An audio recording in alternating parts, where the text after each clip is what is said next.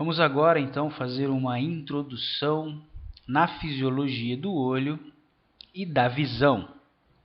Bom, o olho situa-se na órbita, uma cavidade óssea formada pelo osso frontal, zigomático, maxilar, lacrimal, etimoidal, logo atrás do lacrimal, e pelo osso esfenoidal. As estruturas acessórias incluem as pálpebras, no caso a pálpebra superior e a pálpebra inferior, sendo essas duas estruturas responsáveis pelo fechamento dos olhos durante o sono, bem como proteção contra a luz excessiva e contra objetos estranhos, além de espalhar secreções lubrificantes no bulbo do olho. E esse espaço entre a pálpebra superior e a pálpebra inferior, que expõe então o bulbo do olho, é a chamada fissura palpebral. Os seus ângulos são conhecidos como comissura lateral e comissura medial. Perceba que na comissura medial encontra-se uma elevação avermelhada chamada de carúncula lacrimal.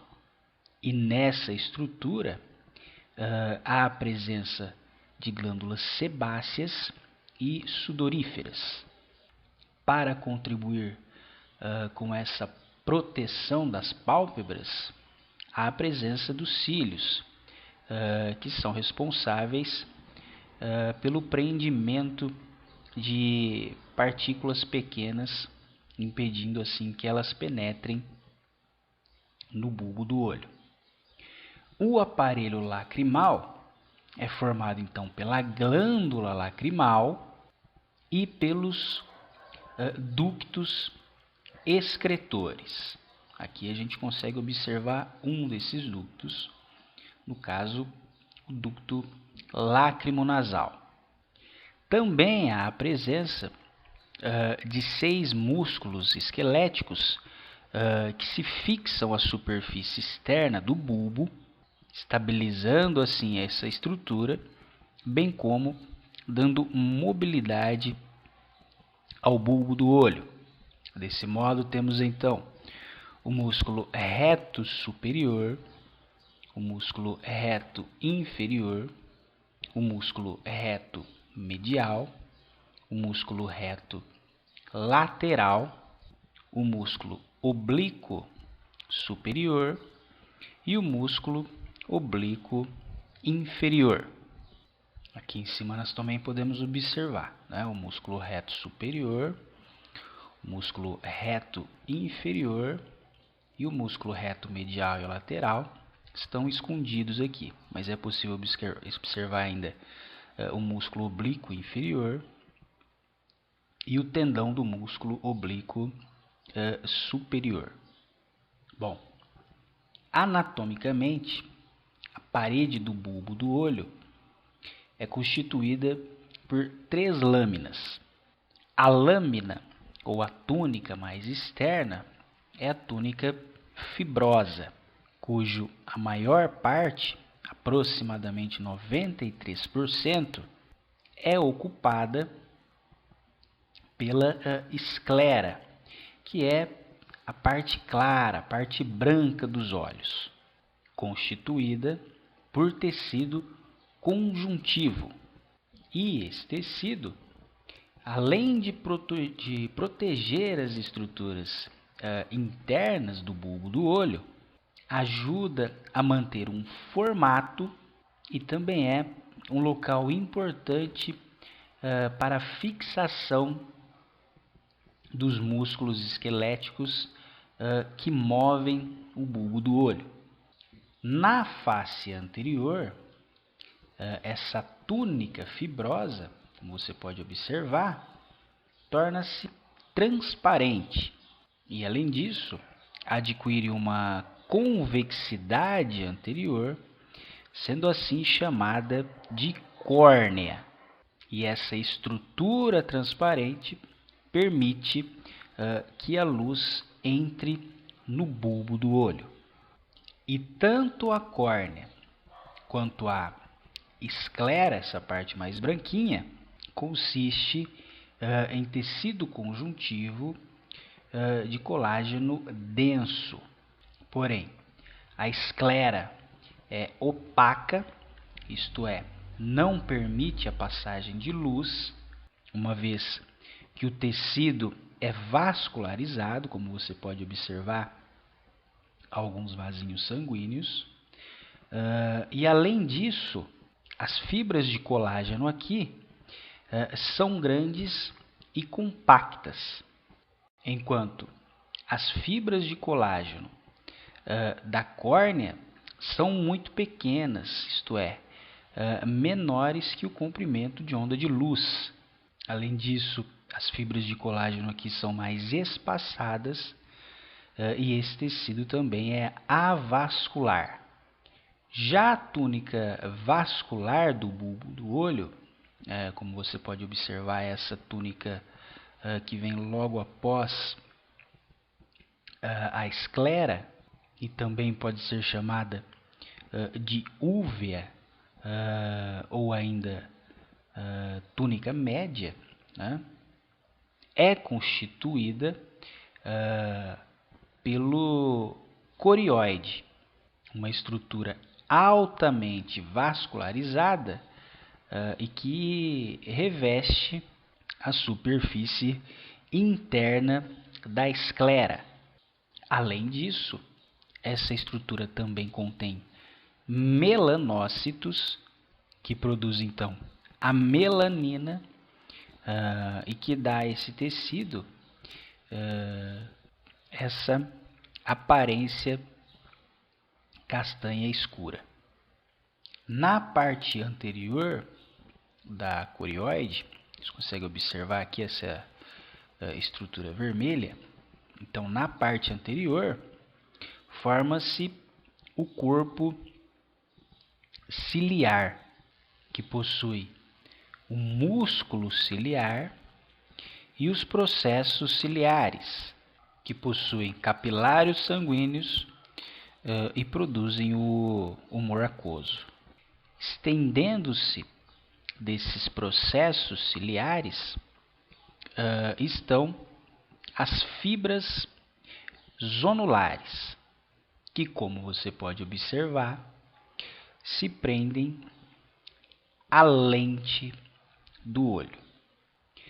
A íris é a parte colorida do bulbo do olho, e a abertura no seu centro é a chamada pupila.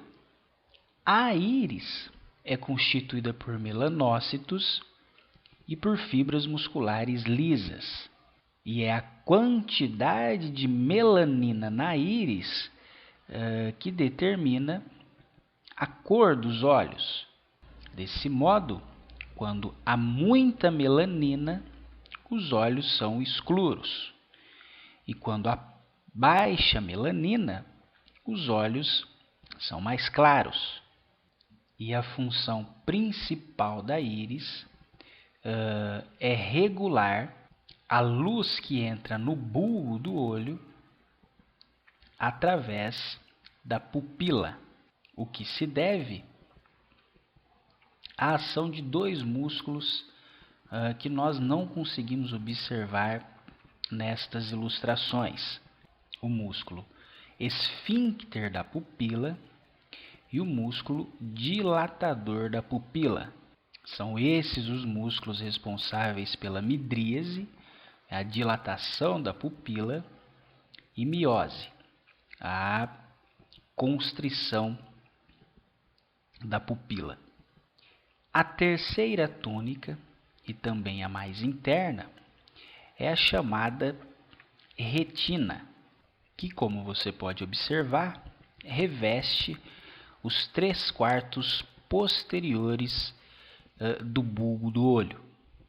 Quando observada por um oftalmoscópio, né, que é um instrumento que permite observar a parte interna do bulbo do olho através da pupila, é possível então observar o disco óptico, essa área mais clara, que é o local em que o nervo óptico deixa o bulbo do olho, né?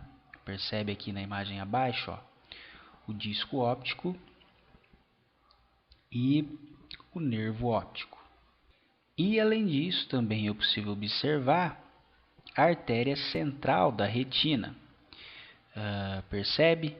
A artéria é essa que chega na retina pelo disco óptico. Lateralmente ao disco óptico, é possível observar um ponto pequeno mais escurecido, sendo este chamado de mácula lútea.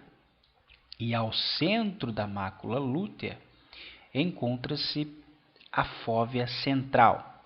E essas regiões da retina são responsáveis por uma visão mais acurada. Na ilustração abaixo você consegue observar aqui o disco óptico e lateralmente ao disco óptico a mácula lútea, cujo o centro dessa estrutura consiste na fóvea central. E o interior do bulbo do olho é preenchido com humor vítreo, que é uma substância gelatinosa. Bom, a retina, tá, se a gente aumentar a resolução dela, consiste em extrato pigmentoso e em extrato nervoso. Esse extrato pigmentoso é uma lâmina de células epiteliais que contém melanina e situa-se entre a corióide, que seria a túnica média, né? A túnica mais vascularizada, e entre o extrato nervoso, certo? Então, esse extrato pigmentoso, essas células do extrato pigmentoso, situa-se entre a corióide, aqui em cima, e o extrato nervoso, certo? E a função desse extrato, ou desse epitélio pigmentoso, é absorver qualquer raio de luz que não chegue nos fotorreceptores da retina. Isso evita que essa luz seja refletida no interior do bulbo e provoque uma distorção na imagem. E como você pode observar, esse extrato, esse epitélio pigmentoso, é mais escuro. E o que dá essa coloração mais escura é a melanina. O extrato nervoso, também chamado de extrato sensitivo da retina, é onde ocorre o processamento substancial dos dados visuais antes que esses impulsos sejam enviados aos axônios, que, como você pode observar aqui embaixo, formam o nervo óptico, que por sua vez leva a informação, né, a propagação do impulso nervoso centralmente. Essa camada nervosa ou sensitiva é subdividida em camada de fotorreceptores, uma camada de células bipolares e uma camada de células ganglionares, sendo estas camadas separadas por uma camada sináptica externa e por uma camada sináptica interna. E como o próprio nome diz, é o local onde ocorrem as interações sinápticas. Além das células bipolares, há ainda a presença de células horizontais e de células amácrinas. Os fotorreceptores são de dois tipos. Aproximadamente 120 milhões de bastonetes e 6 milhões de cones. Na respectiva ilustração, nós podemos observar essas células. No caso da esquerda, os bastonetes e à direita, os cones. Estruturalmente, essas células possuem 3 segmentos. O segmento externo, o segmento interno e o terminal sináptico, que por sua vez faz sinapse com a célula ou neurônio bipolar. Isto é o local onde ocorrem as interações sinápticas. O bastonete, como você pode observar, apresenta um segmento externo mais longo, cilíndrico e com muitos discos membranosos com fotopigmento. Já o fotorreceptor do tipo cone possui um segmento externo mais curto e que diminui de espessura à medida que se aproxima do estrato pigmentoso, que encontra-se superiormente. Além disso, possui um número menor de discos membranosos. No entanto, os fotopigmentos dessas células são responsáveis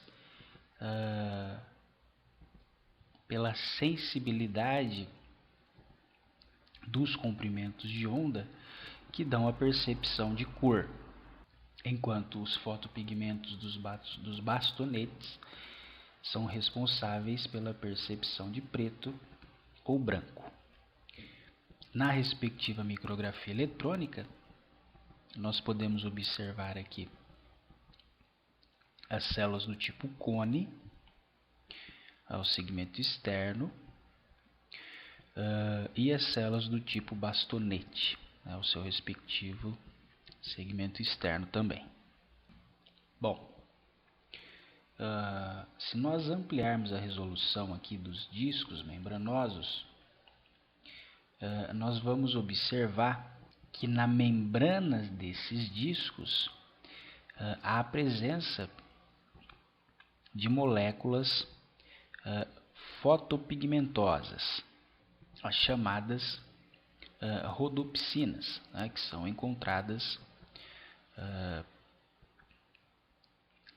nessas membranas dos discos membranosos. No respectivo exemplo aqui, de uma célula do tipo bastonete. A rodopsina é composta por 2 moléculas. A opsina, que é a porção proteica, que não absorve luz visível, e o retinal, que é uma molécula derivada da vitamina A, que é a porção que absorve luz. Vamos agora aumentar a resolução desses discos membranosos para nós observarmos como se dá a fototransdução. Então, se nós aumentarmos a resolução aqui do disco membranoso, nós podemos observar uma fenda,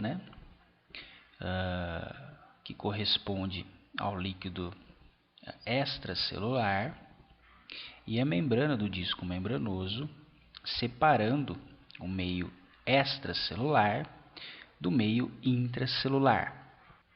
E na respectiva membrana, nós podemos observar então a molécula fotopigmentada, né, a rodopsina, em sua forma inativa. Essa forma inativa, isto é, na ausência de luz, o retinal encontra-se ligado à molécula de opsina.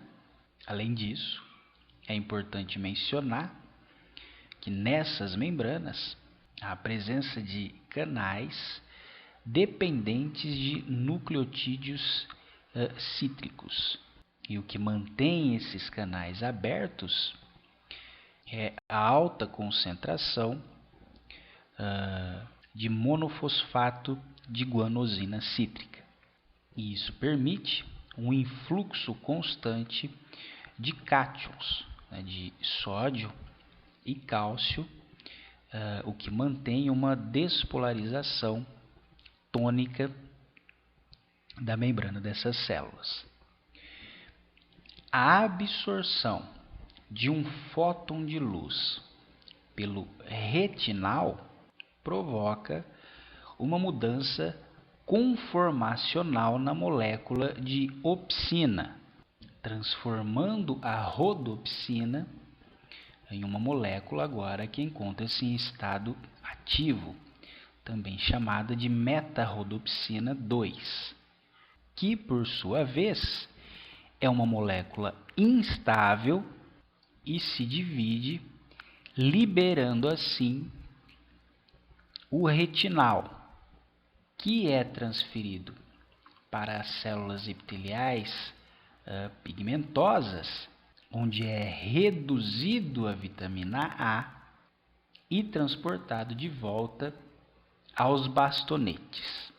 Enquanto isso, essa molécula agora ativa, isto é, essa meta-rodopsina 2, difunde-se no interior da membrana, onde encontra a transducina, que é membro da família de proteína G. Essa proteína ativa uma enzima efetora chamada fosfodiesterase, que então hidrolisa o monofosfato de guanosina cítrico em apenas monofosfato de guanosina. Isto é, há uma redução então da concentração de monofosfato de guanosina cítrico e, como consequência, os canais dependentes de nucleotídeo cítrico se fecham, impedindo assim o influxo de cátions. No entanto, canais de potássio permanecem abertos, permitindo assim o efluxo deste íon para fora da célula, o que consequentemente deixa a célula mais negativa, isto é, hiperpolarizada, e consequentemente há uma menor liberação de neurotransmissores, né? No caso, o glutamato, certo? E aqui embaixo você pode observar a membrana do neurônio pós-sináptico, né? Cujos neurotransmissores estariam estimulando, ou melhor, interagindo, né? Não necessariamente estimulando, né? Desse modo, então, aumentos de luz levam à hiperpolarização do fotorreceptor e, consequentemente, menor liberação do neurotransmissor. Uma vez que a concentração de GMP cíclico seja restabelecida, os canais voltam a se abrir e a célula passa a se despolarizar novamente, liberando assim glutamato no terminal sináptico. Então a gente viu aqui processo de fototransdução nos bastonetes. Nos cones, o processo de transdução é basicamente o mesmo. A única diferença é que o tipo de opsina na membrana dessas células pode variar em 3 tipos, permitindo assim diferentes sensibilidades espectrais. Os cones com opsina sensível ao fóton com comprimento de onda de 430 nanômetros é responsável pela percepção do azul.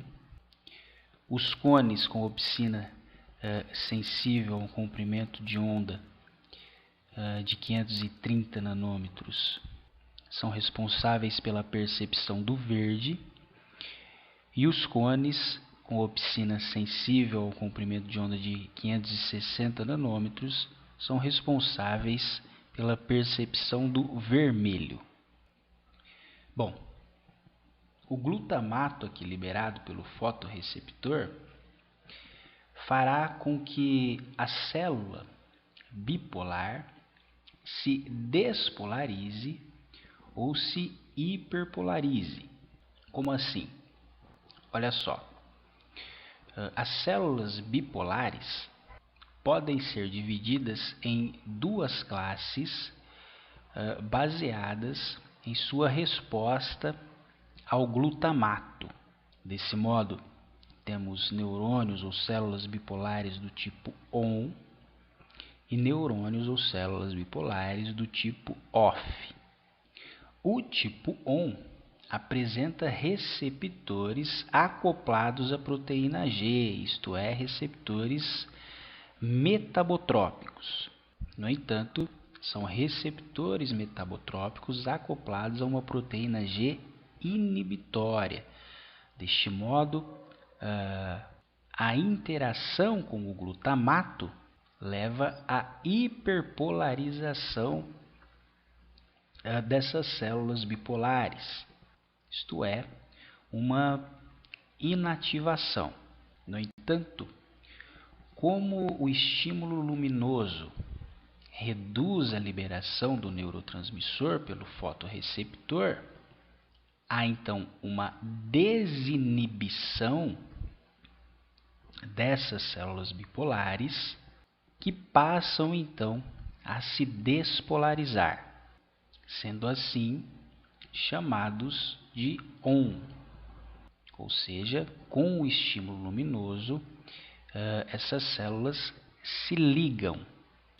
Já as células bipolares do tipo OFF possuem receptores ionotrópicos, isto é, permitem o influxo de cátions, o que mantém essa célula em despolarização tônica. Com o estímulo luminoso no fotorreceptor, há então uma redução na liberação do neurotransmissor, e na ausência do neurotransmissor, essas células deixam de se despolarizar. Desse modo, nós as chamamos de OFF, ou seja, entre aspas, né? Essas células, esses neurônios, se desligam. É importante você observar aqui que essa terminologia ON-OFF refere-se ao fato dessas células se despolarizarem em resposta à luz, certo? Então, em um caso, a luz despolariza o neurônio, a célula bipolar, e no outro caso, a luz hiperpolariza ou inibe a célula bipolar. Desse modo, na ausência de luz, as células ON estão inibidas, enquanto as células OFF estão ativas. E na presença de luz, as células ON se ligam, enquanto as células OFF se desligam. Desse modo, então, por usar dois receptores diferentes para o glutamato, o estímulo luminoso gera duas respostas também diferentes. Há ainda dois tipos de interneurônios laterais, os chamados interneurônios horizontais, que são células GABAérgicas, portanto células inibitórias, e as células amácrinas, que geralmente são inibitórias e podem usar o ácido gama-aminobutírico ou a glicina. Tá? No entanto, nessa aula a gente só está citando esses dois tipos de células, tá? Nós não vamos aprofundar no estudo a respeito da sua funcionalidade. Bom, essas células bipolares fazem então sinapse com neurônios ou células ganglionares, que por sua vez recebem informação de uma área particular da retina chamada de campo visual. Bom, mas como é isso? Olha só. Na mácula lútea, aquela região mais escurecida que encontra-se lateralmente ao disco óptico, encontra-se uma pequena depressão, percebe o início aqui da depressão, que possui aproximadamente 1,5 mm de diâmetro. Essa área é a chamada fóvea, percebe? E é na fóvea que encontra-se a maior concentração de células do tipo cone da retina, de fotorreceptores do tipo cone, cujo a estimativa varia de 200 a 300 mil cones por milímetro quadrado. No entanto, à medida que há um distanciamento da fóvea, esse número vai caindo. Desse modo, então, a fóvea é a área da retina especializada na discriminação de detalhes, bem como nós já vimos anteriormente, a visão em cores. E nessa área, a proporção entre células cone e células ganglionares é quase de 1:1. Isto é, para cada ou duas células cone, há uma célula ganglionar. Já nas áreas mais periféricas da retina, que são sensíveis à detecção de luz, porém possuem uma descrição, uma capacidade discriminativa mais pobre, há uma alta proporção de células bastonetes, tá? Não é cone, e células ganglionares.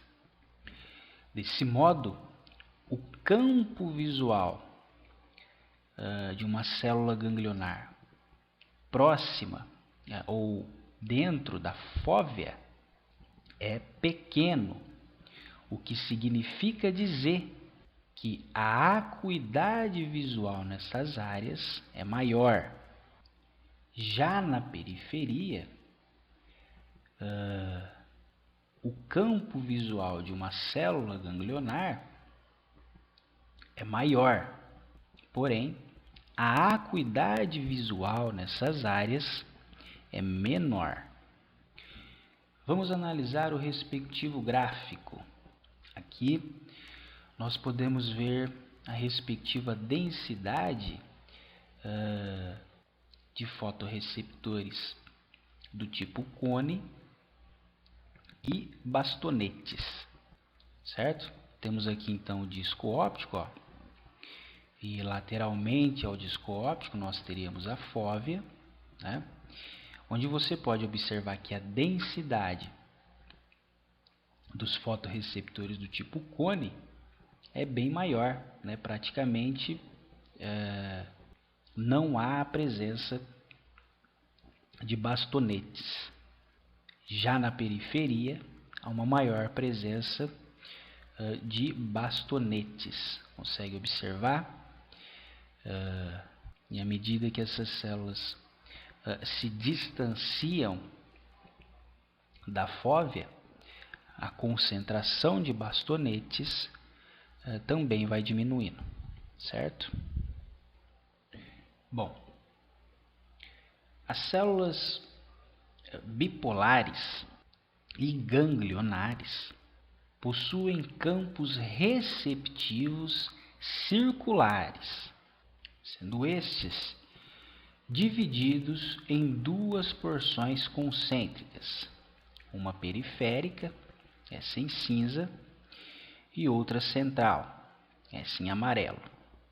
Essa organização permite que cada célula ganglionar use o contraste entre o centro e a periferia para aumentar a capacidade do cérebro de perceber esse contraste e interpretar a informação visual, a detecção dos estímulos. Bom, existe assim dois tipos de campo visual na célula ganglionar. Por exemplo, no campo visual chamado centro-on, periferia off, a iluminação que incide no centro causa despolarização da célula ganglionar, portanto, uma resposta on, enquanto a iluminação na periferia causa uma hiperpolarização da célula ganglionar, portanto, uma resposta off. Portanto, são respostas antagônicas, certo? São respostas que se contrastam. Da mesma forma, se a célula ganglionar for despolarizada, quando a luz incide na periferia e não no centro, o campo visual aqui é do tipo centro-off, enquanto a periferia é on. Sendo assim, a célula ganglionar é excitada pela luz na periferia do campo visual. Perceba que temos aqui também um contraste. Se a luz for difusa e atingir ambos os campos, central e periférico, não há contraste e a célula ganglionar responde fracamente. Desse modo, então, a retina usa o contraste e não a intensidade absoluta da luz para uma boa detecção de estímulos, certo? Então, a detecção dos estímulos se dá pelo contraste. Bom, as células ganglionares podem ser distinguidas em dois tipos celulares. O tipo M, que vem de magno, isto é, grande, e o tipo P, que vem de parvo, significa pequeno. Essas células do tipo P consistem em 90% das células ganglionares, e a do tipo M consiste em 5% do tipo das células ganglionares, e os outros 5% é um tipo ainda não muito bem caracterizado de célula ganglionar. Bom, os potenciais de ação dessas células ganglionares são conduzidos ao longo do nervo óptico, passando pelo quiasma óptico, que é um ponto de cruzamento desses nervos, onde parte da inervação oriunda do olho direito cruza para o hemisfério cerebral esquerdo e parte da inervação oriunda do olho esquerdo cruza para o hemisfério cerebral direito.